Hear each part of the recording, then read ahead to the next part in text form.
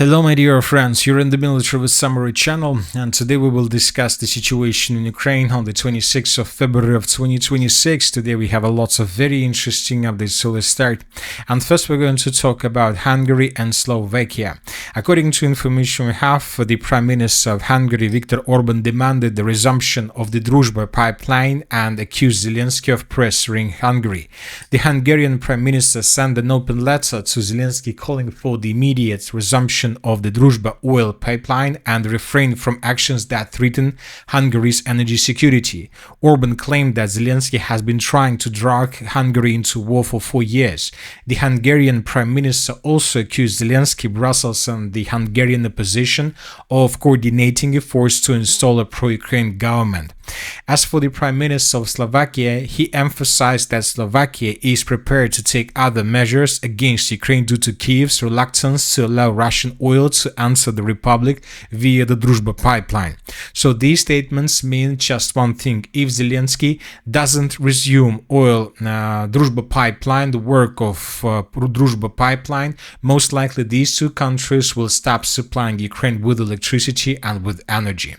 The Russians are saying that the situation is normal. They're saying that Hungary and Slovakia consistently defend their interest in the Druzhba dispute. When it comes to the situation with Druzhba oil pipeline, Russia sees a consistent position of Hungary and Slovakia, which are protecting their economic interests. We believe that Zelensky will be forced to resume the supply and support of oil via Druzhba pipeline in coming days, because we understand that without Hungary and without Slovakia, Ukraine and Zelensky will not see the 20th sanctions package against the Russian Federation, and Ukraine will not see a 90 billion euro loan from the European countries. So that is why sooner or later he will be forced to accept demands and the ultimatum of Slovakia and Hungary. And of course, these two countries will use the situation in their favor, because as we know, the elections in Hungary are going to take place this year during the spring and very, very soon. So that is why it is very important for Viktor Orban to save his position. And of course, it is very important for the Russian Federation to have such an ally as Hungary. Now let's return back to Ukraine and let's discuss the situation. According to information we have, during the previous night, the Russians carried out another massive missile and drone attack through the entire territory of Ukraine using dozens of missiles and hundreds of drones. The Russians once again were attacking objects of energy infrastructure, fuel infrastructure. The Russians were trying to destroy the line between the Vinnytsia substation 750 and Kievska substation of 750. So, and as a result of this attack, the Russians managed to deal significant damage, but according to information we have, the Ukrainians also managed to bring down lots of missiles and drones. So first of all, and the most important, is that the Russians during the previous night were trying to destroy completely this line between the city of Vinnytsia and the city of Kiev. So this is the most important energy line that connects the western parts of Ukraine with the central and with the eastern parts of Ukraine. And the Russians attacked this territory with a significant number of drones and missiles. The sources reported that just the Kievska substation was attacked with 6 Ha-101 missiles, 2 hypersonic missiles Tsirkon and 2 Iskander missiles. Most likely in coming days we will receive a fresh satellite picture and we will understand whether the Russians managed to deal damage to this substation or not. As for the map that was published by pro-Ukrainian sources, it seems that the Russians managed to damage this substation. At the same time, when talking about the Vinnytsia substation, we see that there are a lot of lines are moving in the direction of this substation, but a lot of them were disappeared on the way towards the substation, and just several lines managed to get the target. As of the end of the 26th of February of 2026, we still haven't received anything that can confirm whether the Russians managed to deal a critical damage to this substation or not. As for the government authorities, today they made statements about the power outages. The sources are saying that that massive power outages hit Ukraine after overnight strikes, according to Ukrenergo. Overnight strikes on the power grid caused outages in the Kharkiv, Poltava, Zaporozhye, Donetsk, and Dnipropetrovsk regions. But as you can see, according to the statements, according to the official statement of the, let's say, government energy company, there were no power outages recorded on the territory of the city of Kiev. Just Kharkiv, Poltava, Zaporozhye, Donetsk, and Dnipropetrovsk, which means that most likely the Ukrainians managed to repel Russian attack towards this energy line and to bring down most of the missiles or something like this. As for the previous night, we received this video where we can see how exactly the Ukrainians using their air defense systems were bringing down Russian missiles that were flying through the Kiev Oblast, through the Kiev region. So now we understand that most likely during the previous days, the Ukrainians indeed managed to reinforce air defense forces on the western bank of the river of Dnipro, but when talking about the eastern bank of the river of Dnipro, this bank is completely unprotected because according to the statement, official statement of the Ukraine's government energy company, the blackout took place mainly on the eastern bank of the river, which means that there are almost no air defense forces in this part. The Russians also attacked the city of Chernigov. The sources reported that this substation was attacked by Ha-22 missile. The Russians also attacked and, according to information, destroyed a mall. It's a commercial mall that's where people were, let's say, visiting during holidays every day to buy some products. And the Russians are saying that this mall the Ukrainians used for military purposes. The Russians during the night attacked this object and destroyed it. Furthermore, we had reports that there was a very heavy clashes battle around the settlement of Kryvyi Rog, and during the night we received a lot of videos of work of air defense forces of the armed forces of Ukraine, so as you can see lots of explosions. As for the city of Kharkiv, during the night we received lots of pictures of consequences of Russian attack. As you can see, buildings were destroyed, and we have lots of pictures from the city of Sumy. According to information we have, the Russians, as a result of Iskander or as a result of drone attacks, destroyed the gas station in the northern part of the city. So probably very important gas station that Ukrainians Ukrainian forces use probably to supply units and soldiers along the line of combat contacts in the area of the second defense layer of the city of Sumy itself. So obviously this attack was very powerful from the Russian side, and most likely lots of objects were damaged on the eastern bank of the river of Dnipro. Especially this concerns the city of Poltava. The sources reported that another object of gas infrastructure was significantly damaged. Also, during the previous day, the Ukrainians launched several waves of drones deep inside of the territory of the Russian Federation. And different maps were provided by pro-Ukrainian sources during the day. In this map, we can see approximately 120 drones that were flying in the direction of the central part of Russia. Most likely, these are decoys, and the drones, their main purpose was to gather survival information, reconnaissance operation, and to understand the possible roads to attack further with Flamingo missiles deep inside of the territory of Russia.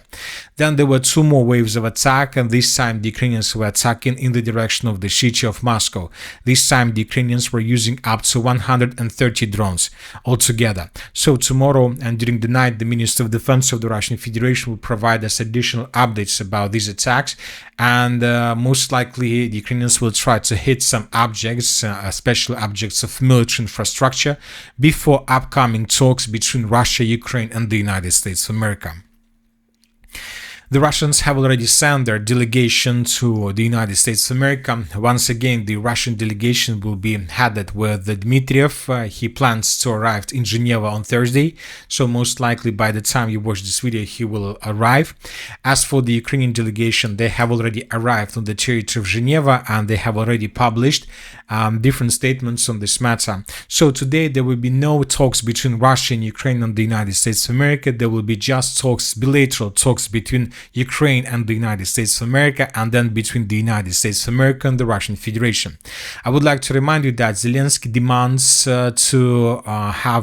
demands for trilateral meeting between Zelensky, Putin, and Donald Trump. So he wants to have a meeting with three leaders, and most likely he thinks that there is not like need, but both the Russians and the Ukrainians are exhausted, and that the Russians are not able to achieve more during the conflict with Ukraine. So that is why he demands that it's time to start trilateral talks. But the Russians are saying that it only makes sense for Putin, Trump, and Zelensky to meet in person in a trilateral format to finalize agreements, the Kremlin said. The offer for Zelensky to come to Moscow remains valid. Putin always keeps his word, the Russian president press secretary added. So when talking about keeping his word here, they're trying to tell us that Zelensky would be provided security guarantees. But as we know, Zelensky rejects this idea. Now let's discuss the situation on the ground, and first let's talk about the Zaporozhye direction. Before we start, a few words. According to information we have, during the previous 24 hours, the map hasn't been adjusted significantly. So we have small changes, let's discuss them in details. As for this Zaporozhye direction, both the Russians and the Ukrainians confirmed that the weather is very, very terrible. So that is why neither the Russians nor the Ukrainians are able to carry out offensives. During the previous 24 hours, we just received lots of videos. So the Russians are bombing and attacking positions of the armored forces of Ukraine along the river of Konskaya. As for the settlement of Vasilyanki, maybe the Russians are planning to begin offensive operation in this area and to force the Ukrainians to fall back on the Ukrainian side of the river of Konskaya. Very difficult to understand, but we start receiving more and more updates and videos from this area. Furthermore, the Russians attack positions of the armored forces of Ukraine in the southern part of the settlement of Komyshevacha. This is the part of the settlement that the Ukrainians are trying to accumulate a critical mass before moving further in the southern direction.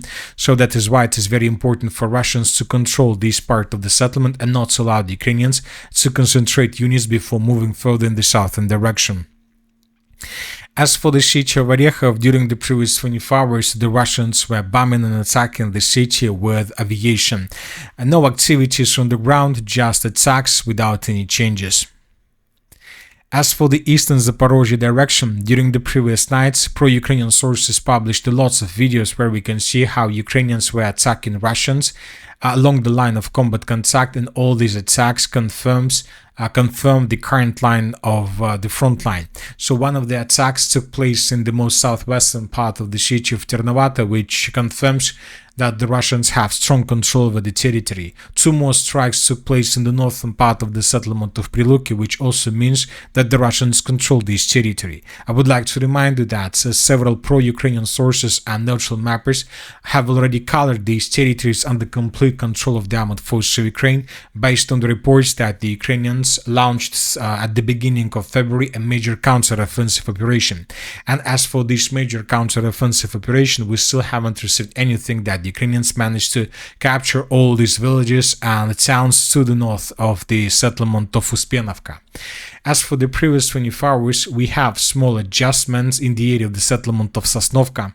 This video was published by pro-Russian sources, and here we can see how Ukrainian vehicles, tanks were moving in the southern direction, and how Russians were attacking these vehicles with drones. So, for example, this vehicle was destroyed at this point, and based on this video we came to the conclusion that maybe the Ukrainians were trying to move in the southern direction from the settlement of Sosnovka, but the vehicles were destroyed with FPV drones. So as for these territories, since the beginning of this counter-offensive operation, we made just several small adjustments. For example, yesterday on the 25th of February, we colored some territories around this village of Novoalexandriivka, and we colored the southwestern part of Aristopol. As of the end of the 26th of February, we have additional changes to the south, Sosnovka itself, and the territory to the south of the settlement. So nothing more. Now let's move further and let's discuss the situation in the Dnipropetrovsk direction.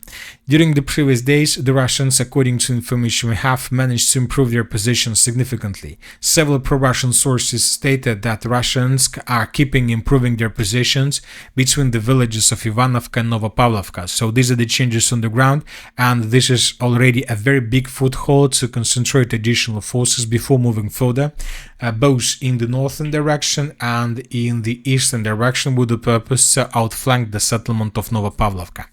And it seems that the Russians are preparing this offensive. And during the previous day, we received lots of videos of how Russians were attacking and destroying reconnaissance drones of the armored forces of Ukraine in the area of the settlement of Novopavlovka. It seems that Ukrainians are trying to understand and are trying to discover and record positions of the armored forces of the Russian Federation that are being prepared before moving further in the direction of Novopavlovka, and the Russians destroyed these drones.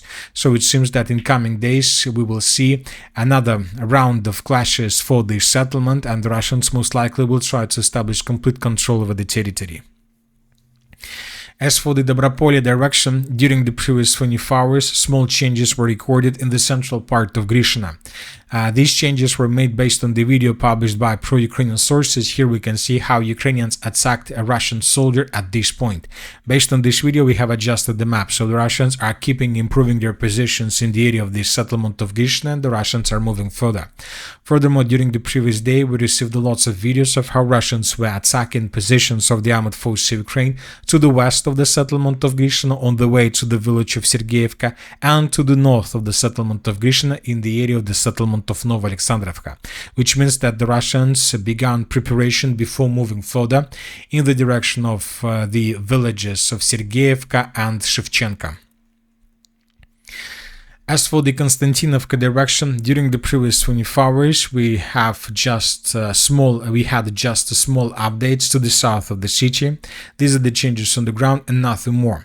I would like to remind you that after the Russians destroyed the dam in the area of the water reservoir to the northwest of the settlement of Konstantinivka, the Russians began their major offensive operation with the purpose to break through Ukraine's defense in the southern part of the city and to take on the complete control of the southern part. But as for the end of the 26th of February, we still haven't received anything that can confirm that the Russians managed to do this. We received another batch of videos of how Russians were bombing the southern part of the city of Konstantinivka, but without changes on the ground. At the same time, we received lots of videos from the most eastern part of the city of Konstantinivka. Lots of FPV drone attacks and artillery strikes were recorded in this area, which makes us think that maybe the Russians are planning to attack and to intensify their activities in the eastern direction as well. But anyway, we see that the Russians are not, let's say, taking the city of Konstantinivka in pincers. The Russians are not doing the same thing as they created around the settlement of Pokrovsk or Gulyai-Polye or Bakhmut or something like this time. And when talking about this particular case, the Russians are forced to push positions of the armored forces of Ukraine from the south in the northern direction, which obviously means that the Russians most likely have more losses and the Ukrainians are able to save their logistics almost till the end of the battle. As for the Sloviansk direction, as you can see, lots of updates, lots of events were recorded during the previous 24 hours.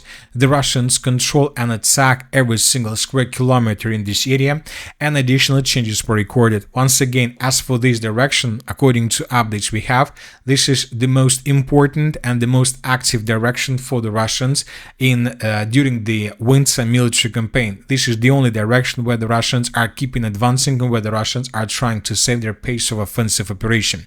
During the previous 24 hours, additional changes were recorded around the settlement of Fedorovka, and these are the changes on the ground between the previous days. So this is the situation by the end of the 21st of February, and this is the moment when the Russians launched their major offensive operation in this area. And this is the way how the map has been adjusted during these days. The Russians, as you can see, were improving their positions, and as of the end of the 26th of February, the Russians Russians control the northern part of the settlement and the southern part of this huge forest, which means that from this configuration, from this perspective, the Ukrainians most likely will not be able to hold their positions for a very long period of time, and they would be forced to fall back in the northwestern direction.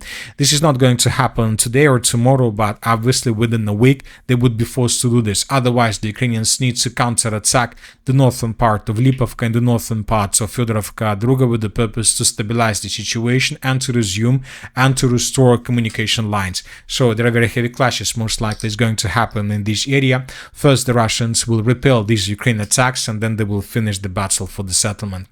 Furthermore, the Russians began advancing in the pockets to the east of the settlements of Kalenivka and Alexandrovka. These are the changes on the ground that were recorded during the previous 24 hours. The Russians are about to begin clashes for several forests in this area. This is the first one the Russians are going to fight for, and this is the second one. So they will fight for this territory. Obviously, it will take them 2 or 3 weeks before they finish the battle for this territory, and then Russians will be able to approach the settlement of Alexandrovka from the east, and from these positions Russians most likely will continue offensive operation further in the northwestern direction. So this direction is a very important one, because this is not just something like another foothold, another bridgehead that the Russians are fighting for. This is already the beginning of the Sloviansk agglomeration, which is a very important signal, which is a very important, let's say, media signal put to Ukrainians and to Europeans that the Russians are about to finish the battle for the entire Donetsk region, and most likely if Russians are able to establish complete control over one of these settlements before talks end, then most likely Russians will change their demands. As for the northern directions, during the previous 24 hours, additional changes were recorded around the settlement of Volchansk in the northern direction. So these are the changes between the previous days. The Russians, yes, they reported that they improved their positions around the settlement of Grafskaya.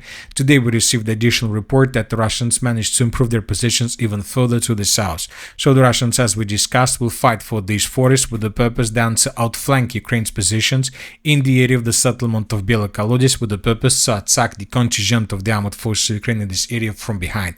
So basically now the Russians are outflanking the main defense layer with the purpose to attack them from behind.